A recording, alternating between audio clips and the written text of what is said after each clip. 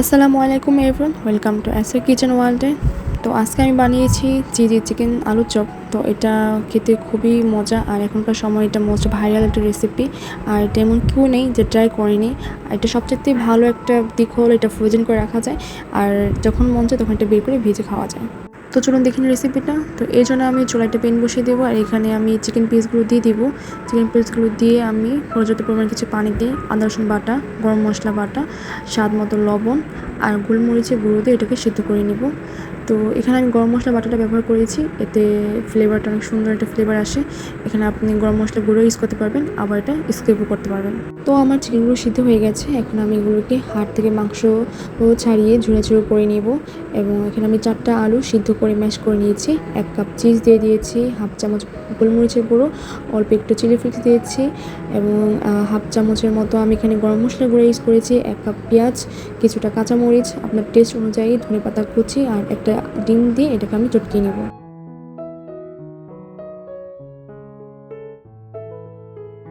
আমি এখন স্বাদ মতো লবণ এড করে দিব।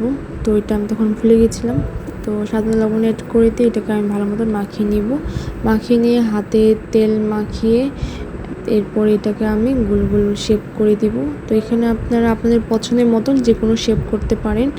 তো আমি এরকম আলু চপের মতো একটা শেপ বানিয়েছি। এটা বানিয়ে সব কটা একটা বাটিতে তুলে রাখবো। তো আমি অফ ক্যামেরাতে আলু চপগুলো বানিয়ে নিয়েছি। এখন আমি 1 বাটি ব্রেডক্রাম নিয়ে নিব এবং একটা ডিম লবণ দিয়ে একটু ফেটে নিব, আর এর মধ্যে আমি একটু দুধ অ্যাড করে দিব। এতে টেস্টটাও ভালো আসে এবং কোট করাটাও ইজি হয়।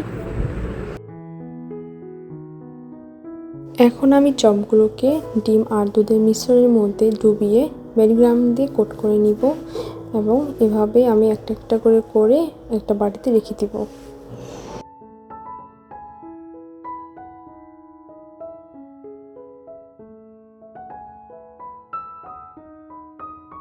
তো এই তো হয়ে গেছে আমার সবগুলো কোট করা। আমার এরকম 2 প্লেট হয়েছে। এখন এগুলোকে আমি ফ্রিজে করব, ফ্রিজে রেখে দেব। এরপর যখন এগুলো সেট হয়ে যাবে তখন আমি একটা বক্সে এরকম রেখে দিব। তো এই তো আমি পরের দিন বক্স থেকে বের করে নিয়েছি। তো এখন আমি এগুলো জাস্ট চুলাইতে ভেজে ফেলবো। তো আপনার যখন যে কটা প্রয়োজন হবে তখন সেগুলো বের করে ভেজে নিতে পারবেন।